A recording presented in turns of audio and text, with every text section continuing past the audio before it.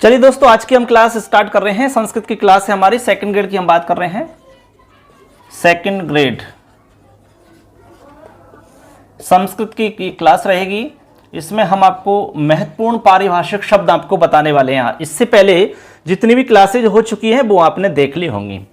आज इसमें जो इंपॉर्टेंट हमारे व्याकरण में शब्द होते हैं जो कई बार पूछ लिए जाते हैं, उन्हीं की हम यहां पर चर्चा करेंगे और उन्हीं को मैं व्याख्या सहित एक एक को अच्छे से समझाऊंगा। ठीक है, चलिए देखिए, हम पारिभाषिक शब्दों की बात कर रहे हैं। आप टॉपिक डाल सकते हैं व्याकरण के पारिभाषिक शब्द, पारिभाषिक शब्द या शब्दावली। ठीक है, पारिभाषिक शब्द।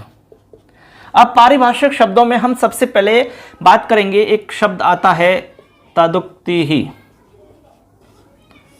तदुक्ति ही शब्द मैं इसलिए बता रहा हूं क्योंकि इसको लेकर के प्रश्न पूछ लिया गया है सेकंड ग्रेड में। ठीक है, सेकंड ग्रेड में एक प्रश्न आया था कि पाणिनि की तदुक्ति कौन सी है या कात्यायन की तदुक्ति कौन सी है। अब यहां पर यह चक्कर पड़ जाता है कि भाई तदुक्ति है क्या। जब तदुक्ति आपको पता ही नहीं है तो प्रश्न का उत्तर कैसे दोगे आप। ठीक है, तो यहां पर हम तदुक्ति क्या है ये आपको बता रहे हैं, तो आप इसमें नोट कर सकते हैं। तदुक्ति का मतलब होता है त्रिमुनि द्वारा रचित रचनाओं को सम्मिलित रूप से हम तदुक्ति कहते हैं। आप लिख सकते हैं त्रिमुनि। ठीक है, त्रिमुनि द्वारा रचित रचनाओं को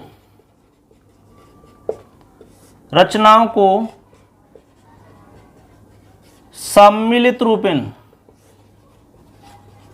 ठीक है, या सम्मिलित रूपेण या एक एक को भी अब कह सकते हैं सम्मिलित रूपेण तदुक्ति ही कहते हैं। तदुक्ति ही कहते हैं। ठीक है, कहने का मतलब हुआ कि जो हमारे त्रिमुनि हैं, उन त्रिमुनियों की जो रचना है, उन रचना को हम तदुक्ति कहते हैं। तीन मुनि हमने आपको बताए थे, पाणिनि, इसके बाद में पतंजलि और कात्यायन।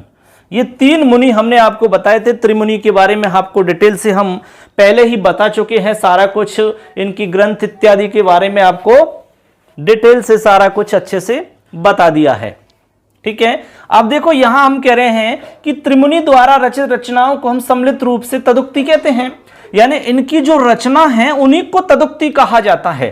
तदुक्ति शब्द को यदि हम विग्रह करके देखेंगे तो इसको हम लिख सकते हैं तेषाम उक्ति ही। तेषाम उक्ति ही बराबर तदुक्ति ही।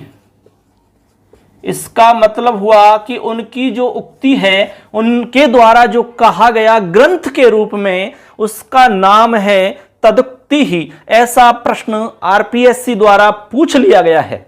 तो आपको ध्यान रखना है, जब भी तदुक्ति ऐसा करके पूछा जाए, जैसे पूछ लिया कि पाणिनि की तदुक्ति है, तो यहां रचना की बात पूछी जा रही है, या फिर कहा जाए कि पतंजलि की तदुक्ति है, कात्यायन जी की तदुक्ति है, तो आपको रचना से याद रखना होगा। अब मैं आपको रचना एक बार बता देता हूं, वैसे आपको याद होगा। तीन मुनियों की तीन रचनाएं आपको याद होनी चाहिए, उनको हम तदुक्ति कहते हैं। क्या कहते हैं? तदुक्ति। आपको पता है कि तीन मुनियों की तीन रचना कौन कौन सी हैं, आप सब जानते होंगे। देखिए, एक तो हमारे पाणिनि जी हो गए मुनि में। ठीक है, दूसरे हमारे जो मुनि हैं उनमें आप लिख सकते हैं कात्यायन जी का नाम, कात्यायन। ठीक है, और एक हमारे पतंजलि जी, पतंजलि। ठीक, अब देखो पाणिनि जी ने तो लिखी है अष्टाध्यायी, अष्टाध्यायी। ठीक, कात्यायन जी ने क्या लिखा है? वार्तिकम, वार्तिकम या फिर वार्तिक माला। ये आपको पहले ही बता चुके हैं। और यहां पर पतंजलि जी ने क्या लिखा? महाभाष्यम। ठीक है, अब इन तीनों को, यानी कि ये एक रचना हो गई पाणिनि जी की, ये वार्तिक माला कात्यायन जी की हो गई, और ये महाभाष्य पतंजलि की रचना हो गई। इनका नाम जो है वो तदुक्ति है। आप इस तरह से कह सकते हैं तदुक्ति ही। अब आपको इससे रिलेटेड कोई दिक्कत नहीं आएगी। ये है तदुक्ति ही। ठीक है, यानी पूछा कि पाणिनि की तदुक्ति अष्टाध्यायी है, कात्यायन की वार्तिक माला वार्तिकम या पतंजलि की है तो महाभाष्यम। इस तरह से आप जवाब दे सकते हैं। तो इस तरह आप यहां तक समझ गए तदुक्ति। आगे चलिए, जो जो एग्जाम में पूछे गए आपके प्रश्न हैं या पूछने की संभावना है उन्हीं को मैं यहां पर आपको विश्लेषण करके बताऊंगा। अब चलो आगे चलते हैं दोस्तों। इसके बाद में अगला आप शब्द लिखेंगे सूत्रम, लिखेंगे सूत्रम। क्या है? सूत्रम, यानी कि सूत्र किसे कहते हैं। ठीक है, अब सूत्र आपने बहुत सारे पढ़े हैं, व्याकरण में सूत्र चलते हैं, हर टॉपिक के अंदर सूत्र आपको देखने को मिलते हैं, लेकिन प्रश्न यह है कि सूत्र क्या होता है और कितने होते हैं। तो हम बता रहे हैं इसको सूत्र किसे कहते हैं, इसको एक मैं श्लोक के माध्यम से बता रहा हूं, उसको एक प्रकार से हम परिभाषा भी कह सकते हैं। चलिए, सूत्र को मैं लिख रहा हूं यहां पर एक श्लोक के माध्यम से, आप उसको लिखेंगे और याद करेंगे। लिखिए, अल्पाक्षरम असंदिग्धम, लिखते चलें, अल्पाक्षरम संदिग्धम, अल्पाक्षरम संदिग्धम सारवत विश्वतो मुखम। ठीक है, अल्पाक्षरम संदिग्धम सारवद विश्वतो मुखम अस्तो भमनवद्यं च, अस्तो भमनवद्यं च, अस्तो भमनवद्यं च सूत्रम सूत्रविदो विदुः, सूत्रम सूत्र विदो विदुः। ठीक है, तो देखिए दोस्तों, ये हमारा जो सूत्र है उस सूत्र का एक प्रकार से अर्थ मान लो, सूत्र किसे कहते हैं वो इसमें लिखा गया है, आप देख सकते हैं पढ़ करके। अल्पाक्षरम संदिग्धम सारवद विश्वतो मुखम अस्तो भमनवद्यं च सूत्रम सूत्रविदो विदुः। ठीक, अब देखो इसमें कौन कौन से शब्द हैं, मैं यहां से नोट डाउन करता हूं। सबसे पहले लिखा है इसमें अल्पाक्षरम, जो इसमें लिखा गया है उन्हीं को मैं नोट डाउन कर रहा हूं। अल्पाक्षरम असंदिग्धम, दूसरा है ए संदिग्धम, अल्पाक्षरम असंदिग्धम, फिर है सारवत, सारवत विश्वतो मुखम, सारवत भी कह सकते हैं या सारवत भी कह सकते हैं। ठीक है, इसके बाद में है विश्वतो मुखम, विश्वतो मुखम। ठीक है, विश्वतो मुखम। इसके बाद में है अस्तो भमन, अस्तो भमन, अस्तोभ, अस्तोभ। ठीक है, अस्तोभम ऐसा हम लिखेंगे, अस्तोभम, अस्तोभम। ठीक है, उसके बाद में अनवद्यम, अनवद्यम लिखना होगा। क्या लिखेंगे? अनवद्यम। ठीक है, अनवद्यम हो गया। अब देखो कितने हो गए, ये हो गए आपके टोटल 6। देखिए ये कह रहे हैं कि इसमें 6 आपके एक प्रकार से लक्षण हैं या 6 बातें इसमें हैं। ये सारी बातें जिसमें होती हैं उसे हम सूत्र कहते हैं। देखिए सबसे पहले अल्पाक्षरम, अल्पाक्षरम के आगे लिख सकते हो अल्प अक्षर से युक्त होना, यानी कि सूत्र में जो अक्षर होते हैं वो अल्प होते हैं। उन्हीं अल्प अक्षरों के माध्यम से व्यापक बात कह दी जाती है। इसके बाद में असंदिग्धम, असंदिग्धम का मतलब होता है संदेह रहित। यहां पर संदिग्ध स्थिति नहीं होती है, संदेह नहीं होता है, तो सूत्र के माध्यम से संदेह का निवारण हो जाता है एक प्रकार से।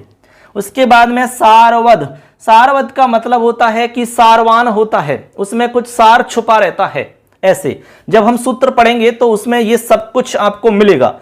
उसके बाद में है विश्वतो मुखम, विश्वतो मुखम से तात्पर्य है सर्वतो भावेन प्रभावी, यानी सर्वतो भावेन प्रभावी, सर्वतो भावेन प्रभावी, यानी सभी प्रकार से सभी भावों से प्रभावशाली माने जाते हैं, प्रभावशाली माना जाता है। सर्वतो भावेन प्रभावी होता है। इसके बाद में अस्तोभम, अस्तोभम से तात्पर्य है दोष, दोष या अवरोध रहित, दोष रहित जो हो उसको हम सूत्र कहेंगे। तो अस्तोभम का अर्थ हुआ दोष रहित। इसके बाद में लास्ट है अनवद्यम, अनवद्यम का अर्थ यहां पर होता है निंदा रहित, यानी निंदा से रहित हो। ये सब लक्षण जिसमें होते हों उसको विद्वान लोग जो हैं वो सूत्र कहते हैं। क्या कहते हैं उसको? सूत्र कहा जाता है। तो सूत्र किसे कहते हैं? आपको 6 शब्द हमने आपको बताए हैं, उनके बारे में आपको विश्लेषण भी किया है कि अल्पाक्षर क्या होता है, संदिग्धम, सारवत, विश्वतोमुखम, अस्तोभम, अनवद्यम। तो इस तरह से आपको ये ध्यान रखने हैं और ये श्लोक भी याद रख सकते हो, इसमें सारा कुछ एक साथ आपको मिल जाएगा। ठीक है, चलो आगे चलते हैं। चलिए दोस्तों आगे चलते हैं। सूत्र के बाद में हम आपको बताते हैं सूत्र के भेद। इसके बाद में क्या है, जब हम सूत्र समझ चुके हैं तो सूत्र के भेद भी अपने को पता होना चाहिए। तो आगे आप लिखेंगे सूत्र भेद, सूत्र भेद। अभी आपको हमने सूत्र बताया था, अब आपको सूत्र के भेद समझने हैं। सूत्र के भेद 6 होते हैं दोस्तों। कितने होते हैं? 6। अब चलिए इसको भी समझाने के लिए मैं आपको एक श्लोक लिख रहा हूं, उसी के माध्यम से हम समझेंगे। तो लिखिए संज्ञा च, फटाफट लिखें, परिभाषा च, संज्ञा च, परिभाषा च, विधिर नियम, विधिर नियम एव च। ठीक है, विधिर नियम एव च। क्लियर है? संज्ञा च परिभाषा च, विधिर नियम एव च, अतिदेशो अधिकारश्च। लिखो अतिदेशो अधिकारश्च, अतिदेशोऽधिकारश्च, षड्विधं सूत्रलक्षणम्, षड्विधं सूत्रलक्षणम्। देखिए, तो ये हमारा सूत्र का लक्षण हो जाता है, यानी कि सूत्र के लक्षण यहां पर 6 हो गए। कहने का मतलब लक्षण से तात्पर्य यहां पर प्रकार से है। आपके 6 प्रकार यहां पर बताए गए हैं। एक बार आप इसको पढ़िए और फिर याद करेंगे। संज्ञा च, परिभाषा च, विधिर नियम एव च, अतिदेशोऽधिकारश्च, षड्विधं सूत्र लक्षणम। देखिए 6 प्रकार के सूत्र लक्षण यहां पर बताए हैं, यानी कि सूत्र के 6 भेद यहां पर बताए गए हैं। पहला भेद है संज्ञा सूत्र, दूसरा है परिभाषा सूत्र, तीसरा है विधि सूत्र, चौथा है नियम सूत्र, और पांचवा है अतिदेश सूत्र, और लास्ट है अधिकार सूत्र। ये आपके 6 हो जाते हैं। इनको हम कहेंगे कि ये 6 प्रकार हैं आपके सूत्र के कहे जाते हैं। अब इनको थोड़ा सा शॉर्ट में समझना है, एक एक को मैं एक एक को बता रहा हूं, आप इसको नोट कर लीजिए। अब मैं एक एक को बता रहा हूं। जैसे कि पहला है संज्ञा सूत्र, आप इसमें लिखते चलें। संज्ञा सूत्र क्या होता है, सबसे पहले हम इसको समझते हैं। तो लिखिए इसमें संज्ञा एवं संज्ञी का ज्ञान कराने वाला सूत्र। आप लिख सकते हैं यहां पर, देखिए संज्ञा एवं संज्ञी का ज्ञान कराने वाला सूत्र। ठीक है, तो इस तरह यहां देखिए लिखा है हमने, संज्ञा एवं संज्ञी का ज्ञान कराने वाला सूत्र संज्ञा सूत्र कहलाता है। जो संज्ञा का ज्ञान कराएगा और साथ ही साथ संज्ञी का भी ज्ञान कराएगा, उसका नाम हो जाएगा संज्ञा सूत्र। जैसे हम आपको एक उदाहरण देते हैं। अब देखो दोस्तों, यहां पर मैं आपको एक एग्जाम्पल देता हूं, उससे आपको अच्छे से क्लियर हो जाएगा। देखिए एक सूत्र है हमारा वृद्धिरादैच, आपने पढ़ा होगा सूत्र वृद्धिरादैच, ये हमारा सूत्र है। अब इस सूत्र में देखिए 2 चीजें हैं, यानी कि इसमें एक तो संज्ञा और एक संज्ञी। ठीक है, संज्ञा का मतलब क्या होता है? संज्ञा का मतलब होता है संज्ञायते यया सा संज्ञा। ठीक है, तो यहां पर संज्ञा तो देखिए क्या है, वृद्धि संज्ञा। इस सूत्र से क्या होता है, वृद्धि संज्ञा हो जाती है। ठीक है, इसमें लिख रहा है कि संज्ञा एवं संज्ञी का ज्ञान कराना, तो संज्ञा का ज्ञान हो गया सूत्र के माध्यम से, यानी कि संज्ञा हो गई वृद्धि संज्ञा। अब देखो फ्रेंड्स, यहां पर हम संज्ञा समझ चुके हैं, अब इसमें संज्ञी क्या है वो समझिए आप। तो यहां पर मैं बता रहा हूं संज्ञी क्या है, तो संज्ञी के लिए आपको ध्यान में रखना है आ, आई और औ। ठीक है, ये तीन जो वर्ण हैं ये यहां पर इस सूत्र में संज्ञी कहलाएंगे। तो इस तरह से हमें वृद्धि संज्ञा का ज्ञान होता है और इसके अलावा आ, आई, औ का ज्ञान होता है। तो यहां लिखा है संज्ञा एवं संज्ञी का ज्ञान कराने वाला जो सूत्र है, यहां पर आपको संज्ञा का ज्ञान कराएगा वृद्धि संज्ञा का, और आ, आई, औ का ज्ञान कराएगा कि ये वृद्धि संज्ञक होते हैं। ठीक है, ऐसा हमें ये सूत्र बता रहा है, बात समझे, इसलिए हम इसको कहेंगे संज्ञा सूत्र।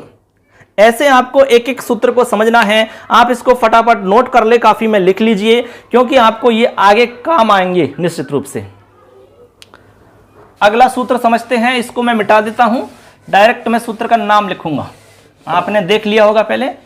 चलिए मैं डायरेक्ट यहां से नाम लिख रहा हूं, एक हो जाता है हमारा, दूसरा नंबर पे परिभाषा सूत्र आता है, परिभाषा सूत्र,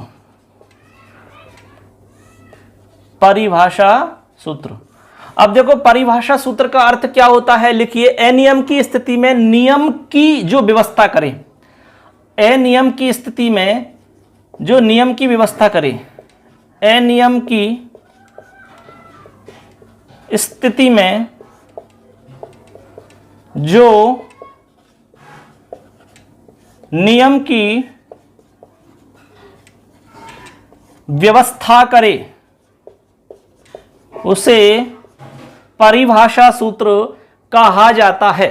बात समझना, यानी कि जब अनियम की स्थिति हो जाए कहीं पर भी, यानी नियम का पता नहीं चले, कंफ्यूजन वाली स्थिति हो जाए, तो ऐसी स्थिति के लिए कह रहे हैं कि अनियम की स्थिति में जो नियम की व्यवस्था बताए कि भाई इस तरह से ये नियम है और इस तरह से आपको यहां करना चाहिए, तो नियम की जो व्यवस्था बताए आपको, उसको हम कहेंगे परिभाषा सूत्र। क्या कहेंगे दोस्तों, परिभाषा सूत्र उसको हम कहते हैं। इस तरह आप ध्यान रख सकते हैं, इसका एक उदाहरण आप लिख सकते हैं। अब देखो दोस्तों, इसका एक उदाहरण लिखें आप, उससे थोड़ा सा आपको ध्यान रहेगा। उदाहरण है तस्मिन्नते निर्दिष्टे पूर्वस्य। ठीक है, तस्मिन्नते निर्दिष्टे पूर्वस्य, ये हमारा एक ये परिभाषा सूत्र है। क्या है, परिभाषा सूत्र। और भी बहुत सारे परिभाषा सूत्र हैं, ये अनियम की स्थिति में हमें नियम की व्यवस्था समझाता है, इसलिए नाम है परिभाषा सूत्र। अगला आप लिखेंगे विधि सूत्र, 3 नंबर पे लिखें विधि सूत्र। क्या लिखें दोस्तों, विधि सूत्र है। अब देखिए विधि सूत्र का मतलब क्या होता है, आप इसमें नोट कर लीजिए। विधि सूत्र सबसे ज्यादा हम काम में लेते हैं, तो लिखो इसमें किसी कार्य या आदेश का, किसी कार्य या आदेश का विधान करने वाला सूत्र, विधान करने वाला सूत्र विधि सूत्र कहलाता है। यानी किसी कार्य या आदेश का विधान करने वाला सूत्र विधि सूत्र कहलाता है। यानी कोई भी कार्य बताए आपके लिए कि ये ऐसे होगा, कोई आपको आदेश बताए, तो वहां समझ लेना कि विधि सूत्र है वो। जैसे आपको उदाहरण बताता हूं, जैसे लिख सकते हैं आप एको यणाची, एको यणाची। एको यणाची सूत्र क्या कहता है, एक के स्थान पर यण आदेश करता है। तो यहां पर एक कार्य हमें बताया, एक आदेश हमें कहा उसने कि ई के स्थान पर आपको यह आदेश कर लेना है। यहां पर उन्होंने एक हमें कार्य बताया कि ई जो आपको दिख रहा है उसकी जगह आपको यह कर लेना है, ऊ की जगह वह कर लेना है। इस तरह यहां पर हमें आदेश किया जाता है, तो यहां हम कहते हैं ई के स्थान पर यह आदेश हो जाता है, ऊ के स्थान पर वह आदेश हो जाता है। इस तरह आप देखेंगे तो ऐसे जो सूत्र हैं हमारे, उनका नाम होता है विधि सूत्र। क्या नाम होता है फ्रेंड्स, विधि सूत्र। तो यहां तक आपको समझ में आ गया होगा, इतना आप नोट कर लीजिए, स्क्रीनशॉट ले लीजिए, मिटा देते हैं, आगे चलते हैं। चलिए अब देखिए दोस्तों, आगे चलते हैं। आगे हमारा 4 नंबर पे लिखेंगे आप नियम सूत्र। एक एक को बता रहा हूं मैं, अच्छे से समझा रहा हूं आपको। ये आपको डायरेक्ट सिलेबस में नहीं है, लेकिन आपको काम जरूर आएंगे, ये कहीं ना कहीं पर निश्चित रूप से आपकी सहायता करेंगे। नियम सूत्र क्या होता है, आप एक ही लाइन में लिख लीजिए। प्राप्त विधि के विषय में जो नियम बताए, ठीक है, लिखो प्राप्त विधि के विषय में, प्राप्त विधि के विषय में नियम करने वाला सूत्र, नियम करने वाला सूत्र जो होगा उसको हम कहेंगे नियम सूत्र। प्राप्त विधि के विषय में, यानी जो विधि प्राप्त हो रही है उसके विषय में नियम करने वाला सूत्र आपका नियम सूत्र कहलाता है। इसका एक उदाहरण लिख सकते हैं आप एग्जाम्पल में, रातसस्य सूत्र है, रातसस्य एक सूत्र लिखें, रातसस्य। इस रातसस्य का मतलब है, ये कह रहा है कि रेफ परे, रेफ के परे, इसका मतलब है कि रेफ के परे संयोगांतस्य का लोप हो तो, संयोगांतस्य, संयोगांत का लोप हो तो से का ही हो, से का ही हो, अन्य का नहीं। ये क्या कर दिया इसने, नियम कर दिया आपको। बात समझे आप, यहां इन्होंने क्या किया, नियम कर दिया आपके लिए। क्या किया है, नियम किया। क्या किया इन्होंने नियम, कि रेफ के पर में संयोगांत का यदि लोप होता है तो वो केवल से का ही हो, मतलब अन्य का नहीं, अन्य का मान्य नहीं है, केवल से का ही हो। ये क्या किया, नियम कर दिया इसने। तो प्राप्त विधि के विषय में जो विधि प्राप्त हो रही है हमारी, रेफ के परे संयोगांत का जो लोप प्राप्त हो रहा है उसके विषय में नियम कर दिया कि केवल से का ही लोप हो, अन्य का लोप नहीं हो। इस तरह के सूत्र होते हैं नियम सूत्र। चलिए आगे चलते हैं।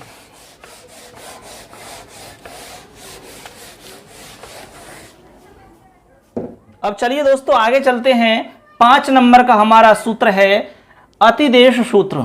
नाम लिखें, अतिदेश सूत्र, शॉर्ट में समझ लो आप।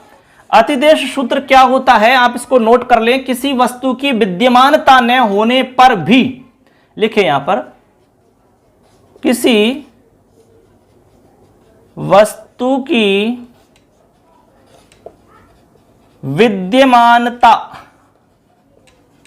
न होने पर भी उसके धर्म का, उसके धर्म का आरोप करने वाला सूत्र। देखिए समझो बात को आप, ये कह रहे हैं कि किसी वस्तु की विद्यमानता न होने पर भी, यानी कोई वस्तु विद्यमान ही नहीं है, ठीक है, ऐसी स्थिति में कह रहे हैं कि विद्यमानता न होने पर भी उसके धर्म का आरोप करने वाला सूत्र जो होता है वो कहलाता है अतिदेश सूत्र। अब ये कंडीशन कहां बनती है, मैं आपको एक उदाहरण बता रहा हूं। जैसे आप राम से चतुर्थी एक वचन में रामाय बनाते हो, और हम करते क्या हैं, राम शब्द होता है और सु आदि विभक्ति लगाते हैं, सु औ जस अम औट शश टाभ्याम विश ङेभ्याम व्यश। आपने ङे कर लिया, फिर ङे को हमने ये में बदल लिया है, ठीक है। अब इस कंडीशन में है यहां पर स्थिति। अब देखो फ्रेंड्स, यहां पर क्या कंडीशन है, देखिए राम प्लस ये हो गया। अब यहां पर एक सूत्र काम करता है, सुपीचे। सुपीचे सूत्र यहां पर जो में ए दिख रहा है उसको दीर्घ करेगा, यानी कि ए की जगह आ करेगा, लेकिन यहां पर सुप होना चाहिए। अब यहां पर सुप तो नहीं है, यहां पर सुप था ङे, लेकिन उसको तो हमने ये बना दिया। लेकिन कह रहे हैं यहां पर कि किसी वस्तु की विद्यमानता न होने पर भी यहां पर सुप की विद्यमानता नहीं है, ठीक है। फिर भी उसके धर्म का आरोप कर दिया, कहा कि यहां पर पहले तो था लेकिन अभी नहीं है, तो उसका यहां पर धर्म तो है, तो यहां पर धर्म का आरोप करके इसको शुभ बना दिया, यानी कि इसको शुभ मान लिया। जैसे ही इसको शुभ मान लेंगे हम, तो यहां पर ए का आ हो जाएगा और बन जाएगा रामाय। इस तरह ये रूप आपका बन जाता है। क्लियर है? आगे चलिए। तो ये हमारा अतिदेश सूत्र हो जाता है। अब एक लास्ट है अधिकार सूत्र, नंबर 6 पे लिखें। लास्ट अधिकार सूत्र है हमारा, सूत्रों की बात पूरी हो जाएगी। 6 नंबर पे लिखेंगे आप, लास्ट है अधिकार सूत्र। अधिकार सूत्र लिखें आप। अधिकार सूत्र क्या होता है, इसमें आप नोट कर सकते हैं, नोट करिए। इसमें अधिकार सूत्र में लिखिए, इसमें आगे के सूत्रों में किसी पूर्व सूत्र के पद को ले जाना। आगे के सूत्रों में किसी पूर्व सूत्र के पदों को ले जाना। कई बार क्या होता है, हमें जो जैसे कोई सूत्र हमने पढ़ लिया तो उसके कुछ पदों को हम आगे ले जाते हैं, ठीक है। इसका मतलब है उसका अधिकार आगे तक जा रहा है। आप इसको ऐसे समझ सकते हैं, एक सूत्र चलता है स्त्रियाम, स्त्रियाम एक सूत्र चलता है, समझ रहे बात को। स्त्रियाम एक सूत्र है। अब स्त्रियाम जो सूत्र है, इसका जो अधिकार है वो स्त्री प्रकरण में, यानी स्त्री प्रत्यय के प्रकरण में, स्त्री प्रत्यय विधायक सूत्रों में इसका अधिकार रहेगा। तो इसका जो अधिकार है वो स्त्री प्रत्यय प्रकरण में स्त्री प्रत्यय विधायक सूत्रों तक रहेगा। जहां जहां पर स्त्री प्रत्यय विधायक सूत्र चलेगा वहां तक इसका अधिकार जाएगा। तो इस तरह से ये अधिकार सूत्र की बात समझ में आ गई होगी। तो ऐसे करके हमने आपको सूत्र किसे कहते हैं और सूत्र कितने प्रकार के होते हैं, एक एक को हमने यहाँ पर अच्छे से समझाया। तो उम्मीद है ये समझ में आ गया होगा। स्क्रीनशॉट ले सकते हैं। आगे चलते हैं, मिटा दें इसको। आगे देखिए, वार्तिकम, छोटे छोटे शब्द और हैं। वार्तिकम, वार्तिक आपने सुने होंगे। वार्तिक लिखे हैं हमारे किसने, कात्यायन जी ने, ठीक है। तो वार्तिक क्या होता है, इसके लिए भी मैं आपको एक यहाँ पर श्लोक बता रहा हूँ, उसमें सारी बात यहाँ स्पष्ट हो जाएगी। लिखिए, उक्तानुक्त दुरुक्तानां चिंता यत्र प्रवर्तते। लिखो, उक्ता नुक्त दुरुक्तानां, उक्तानुक्त दुरुक्तानां चिंता यत्र प्रवर्तते। उक्तानुक्त दुरुक्तानां चिंता यत्र प्रवर्तते।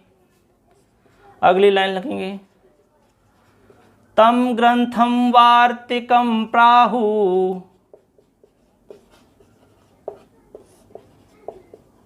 यानी वार्तिक कहेंगे, तम ग्रंथम वार्तिकम प्राहु वार्तिज्ञः विचक्षणः।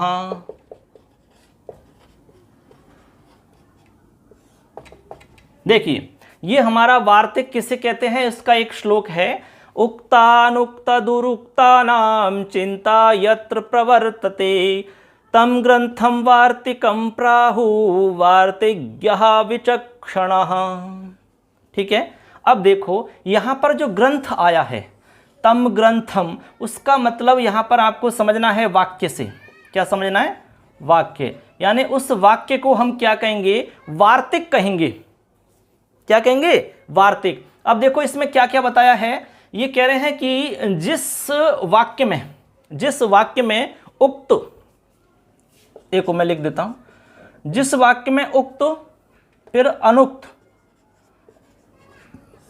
उक्त हो गया, अनुक्त हो गया और दुरुक्त। दुरुक्त का मतलब होता है गलत। ठीक है। अब देखो इसका मतलब क्या है, बता रहा हूं मैं आपको। यहां लिखा है कि उक्तानुक्त दुरुक्ता नाम, यानी उक्त यानी जो कहा गया, अनुक्त जो नहीं कहा गया और दुरुक्त जो गलत कहा गया है। तो उक्त, अनुक्त और दुरुक्त के विषय में जहां पर चर्चा की जाती है, यत्र चिंता प्रवर्तते, जहां पर चिंता प्रवर्तित होती है, जहां पर चिंता की जाती है, उसको हम कहेंगे वार्तिक। क्या तो आप लिखना चाहें तो लिख सकते हैं। लिखिए सभी, जिस वाक्य में सूत्र के द्वारा उक्त, अनुक्त या दुरुक्त के बारे में विचार प्रकट किए जाते हैं। देखिए, जिस वाक्य में सूत्र के द्वारा उक्त, अनुक्त और द्रुक्त के बारे में विचार प्रकट किए जाते हैं उसको वार्तिक कहते हैं। उसको क्या कहते हैं? वार्तिक कहते हैं। आपने बहुत सारे वार्तिक पढ़े होंगे, जैसे सकंद्वादिषु पररूपम वाच्यम, ठीक है, अक्षादु हिन्याम उपसंख्यानम, ऐसे बहुत सारे वार्तिक हैं। वो क्या कहता है वार्तिक? वो हमें क्या बता रहा है? एक प्रकार से वहां पर अपने विचार प्रकट करता है उक्त के विषय में, अनुक्त के विषय में और द्रुक्त के विषय में। क्लियर है? आगे चलिए, वार्तिक आप समझ गए होंगे। अब वार्तिक के बाद में हमें एक समझना है भाष्यम। एक आता है भाष्यम। देखिए, भाष्य, भाष्य से आपने याद रखा होगा महाभाष्यम, तो इसके लिए भी एक हमारे पास श्लोक है, उस श्लोक से ही हम आपको समझाते हैं। तो लिखिए, सूत्रार्थो वर्णयते, लिखो, सूत्रार्थो वर्णयते, ठीक है, सूत्रार्थो वर्णयते यत्र पदहि सूत्रानुसारिभिः, सूत्रानुसारिभिः,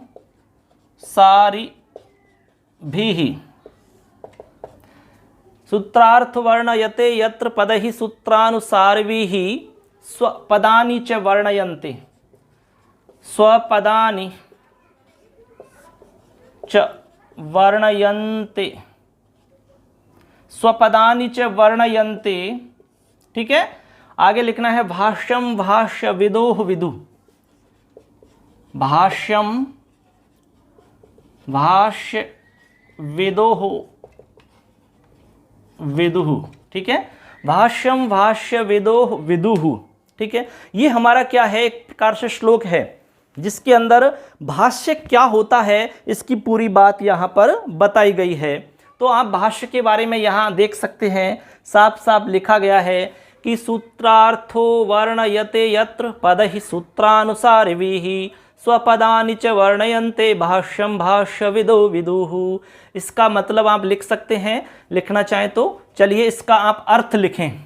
मैं बोल रहा हूं, आप अर्थ नोट कर सकते हैं। लिखो, जिस ग्रंथ में लिखें, जिस ग्रंथ में सूत्र के पदों द्वारा, जिस ग्रंथ में सूत्र के पदों के द्वारा सूत्रार्थ किया जाता है, यानी सूत्र के पदों के द्वारा सूत्रार्थ किया जाता है। जैसे एक सूत्र है एको यणचि, ठीक है, हमने आपको लिखवाया कि जिस ग्रंथ में सूत्र के पदों द्वारा सूत्रार्थ किया जाता है, जिसमें आपको पदों के माध्यम से, जैसे कि एक पद है, यण पद है, अच पद है, इन पदों के माध्यम से जहां पर सूत्र का अर्थ निकाला जाता है, सूत्रार्थ से तात्पर्य यहां पर सूत्र का अर्थ है, ठीक है।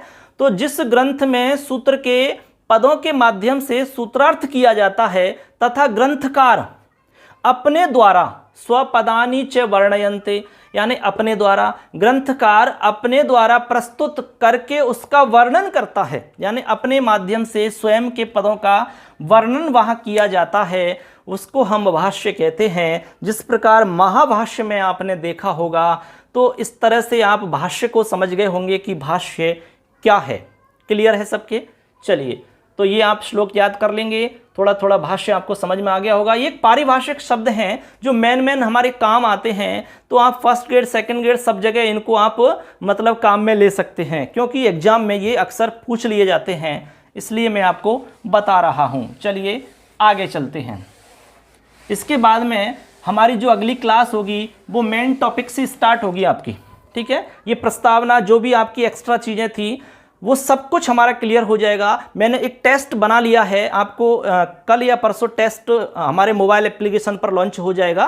तो टॉपिक वाइज टेस्ट आपको मिलेगा हमारे मोबाइल एप्लीकेशन पर, मिशन संस्कृत ज्ञान पर। आप प्ले स्टोर से डाउनलोड कर लें उसको अभी फटाफट, स्क्रीन पर आपको दिख रहा होगा, क्योंकि उस पर टेस्ट आपको बिल्कुल सीरियल से मिलेगा। तो आप टेस्ट देंगे तो उससे आपका मूल्यांकन होगा कि आपको कितनी तैयारी और करनी है और आपकी तैयारी कितनी है, इतना आपको पता लग जाएगा, ठीक है। आगे चलिए, एक शब्द है व्याख्यान। व्याख्यान, अब देखो व्याख्यान क्या होता है इसके बारे में भी थोड़ा सा आप जान लीजिए। ज़्यादा नहीं है, केवल थोड़ा सा जानना है। इसके लिए मैं आपको एक श्लोक बता रहा हूं, उसी श्लोक के माध्यम से आप समझ जाएंगे। पदच्छेदः पदार्थोक्ति पदच्छेदः पदार्थोक्ति विग्रहो वाक्य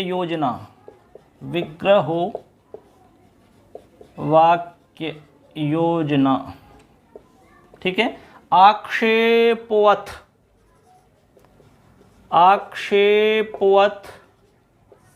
समाधानम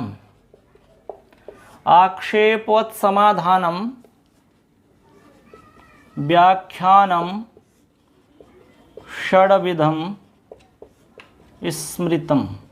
देखिए ये व्याख्यान क्या होता है इसके बारे में बता रहे हैं। पदच्छेद, पदार्थोक्ति ही, विग्रह, वाक्य योजना, आक्षेप, समाधान, ये 6 जिसमें हैं उसको हम कहेंगे व्याख्यानम षड्विधम स्मृतम। ये 6 चीजें आपको व्याख्यान में मिलती हैं।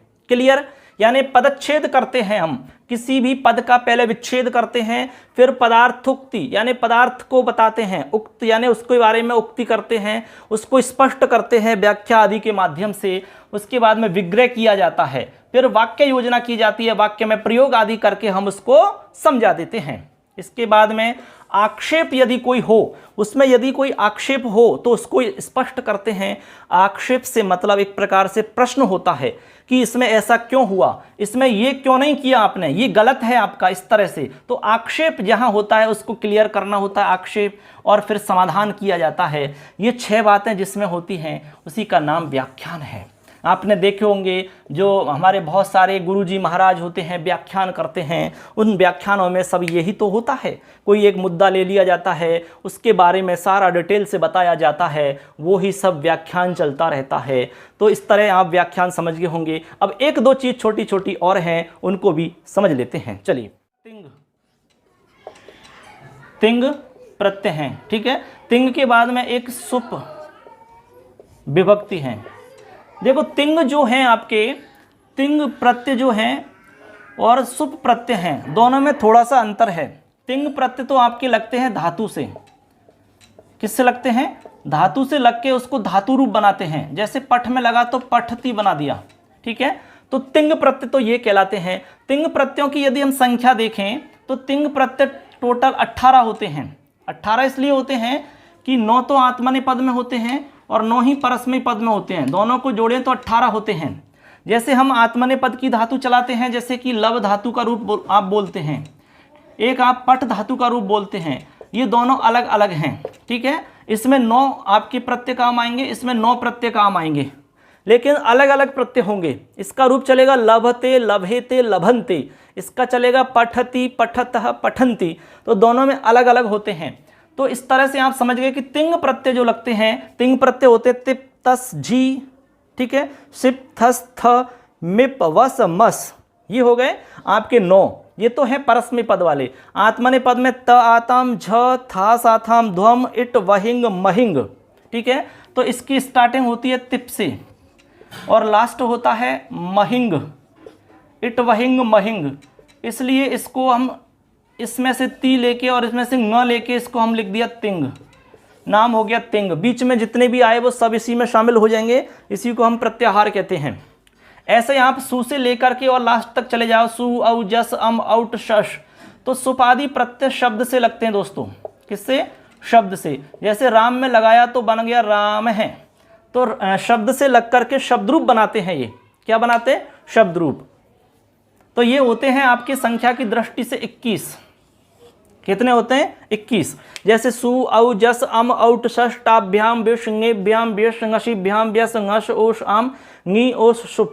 ये 21 प्रत्यय हैं आपके, प्रत्येक शब्द के बाद में लगते हैं। अब जोड़ने का कुछ नियम होता है, उस नियम से ही ये जोड़े जाते हैं। तो ये 2 बात आपको समझ में आ गई कि तिंग किसे कहते हैं और सुप किसे कहते हैं। एक चीज और समझनी है, पद। अगला शब्द दोस्तों एक पद, ठीक है। पद क्या होता है इसको हम जानते हैं। देखिए पद या पदम, कई बार पूछ लिया जाता है कि पद क्या है। तो पद के लिए आपको एक चीज़ याद रखनी है, एक सूत्र है सुप तिङन्तम पदम। लिख सकते हैं यहाँ, देखिए आप ऐसे सुप तिङन्तम पदम, सुप तिङन्तम पदम। ठीक है, ये सूत्र है। इसका मतलब है कि सुबंत और तिङंत जो है वो पद संज्ञक होते हैं, यानी ऐसा कोई भी शब्द या धातु, देखिए कोई भी शब्द या धातु,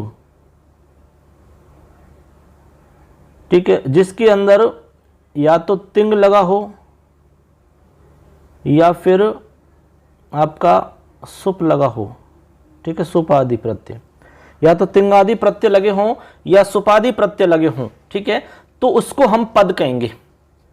या तो कोई धातु हो सकती है, आपकी धातु है तो उसमें आपके तिंग लगेंगे, ठीक है, और शब्द है तो उसमें सुप आदि प्रत्यय लगते हैं, समझ गए। जैसे मान लो कि राम शब्द है तो राम शब्द में सुप आदि प्रत्यय लग करके राम शब्द बनता है, राम है, रामौ रामाः।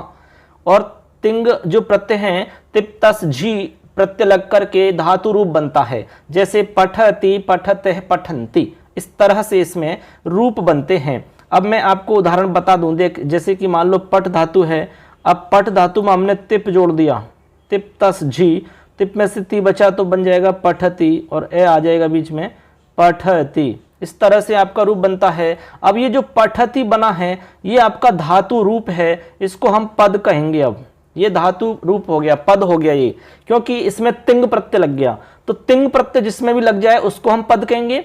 इसके अलावा सुप आदि प्रत्यय लग जाए, जैसे राम शब्द है इसमें हमने सुप जोड़ दिया, सु प्रत्यय जोड़ दिया, सु में से आपका ऊ चला गया तो से बचा, से का विसर्ग हो गया तो बन गया राम है। अब ये राम है जो पद है आपका, ये राम पद आपका विभक्ति लग करके बना है, यानी सुप आदि प्रत्यय इसमें लग चुका है, इसलिए ये पद कहलाएगा। ठीक है, तो कहने का मतलब हो गया पद कब कहलाएगा, पद के लिए दो शर्त बताई है, या तो सुप प्रत्यय लगे हों या तिंग प्रत्यय लगे हों, तो वो शब्द आपका पद बन जाएगा। जैसे राम है पद बन गया, ठीक है, पठति आपका पद बन गया ऐसे, और सुप प्रत्यय आप जानते ही हैं, तिंग प्रत्यय आप जानते हैं, ऐसे समझ गए पद क्या होता है। अब आगे चलिए, अब आगे देखो, एक शब्द आपके आता है आगम, एक इसमें आगम आता है और एक आदेश आता है। मैं दोनों को बताऊंगा, आगम क्या होता है उसके बाद में आदेश क्या होता है ये बताऊंगा। आगम, ये दोनों क्या है, कई बार एग्जाम में पूछे जाते हैं। तो आगम क्या होता है, सबसे पहले तो ये समझो आप, आगम का मतलब होता है जो अवयव बन करके आता है, यानी कि जो अवयव बनकर के, तो मतलब हुआ कि जो अवयव बनकर के आता है उसको हम आगम कहते हैं। क्या कहते हैं, आगम कहते होता है, वो मित्रवत होता है। फ्रेंड्स क्या होता है, मित्रवत होता है। एग्जाम में प्रश्न पूछा गया है कि आगम भवति, प्रश्न बन जाता है कि आगम भवति, आगम होता है मित्रवत, ठीक है, आदेश होता है शत्रुवत, इस तरह से प्रश्न यहां पर बन जाते हैं। अब ये मित्रवत इसलिए होता है क्योंकि ये किसी को हटा करके नहीं आता, बल्कि ये अपनी जगह खुद बना लेता है और किसी को हटाता भी नहीं है, यानी अवयव बन जाता है और अवयव बन करके बैठ जाता है। कैसे, जैसे मैं आपको एक एग्जाम्पल देता हूं, जैसे हमारा संस्कृत शब्द है तो सम उपसर्ग है और उसमें क्री धातु है और इक्तः प्रत्यय है, ठीक है। अब देखो यहां आपको पता होगा कि यहां पर आपका सुट का आगम होता है या सम और क्री के बीच में से भी आता है, क्योंकि हम संस्कृत इस तरह से लिखते हैं। देखिए अब इसमें जो आधा से दिख रहा है आपको, ये कहां से आया है, ये आपका आगम से आया है। तो यहां पर सुट का आगम होता है और सुट में से केवल आपका से बचता है, तब आपका बनेगा यहां पर मैं का तो अनुस्वार बन जाएगा ऐसे, और ये सुट का जो से है वो इस तरह से दिखेगा और क्री ऐसे दिखेगा और तय प्रत्यय का तय ऐसे दिखेगा, तब बनता है संस्कृत। तो इस तरह से इसने किसी को नहीं हटाया, अब सुट आया लेकिन किसी को हटाया नहीं इसने, तो ऐसे को हम कहेंगे कि ये मित्रवत होता है, ठीक है। तो आगम क्लियर है। अब समझो आप आदेश। अब फ्रेंड्स यहां पर जो आदेश है, दूसरा शब्द आदेश जो होता है वो आपका शत्रुवत होता है, ये आपको ध्यान रख लेना है। आदेश जो होता है वो शत्रुवत होता है, क्योंकि आदेश किसी शब्द को हटा करके आता है, किसी को हटा करके फिर आता है।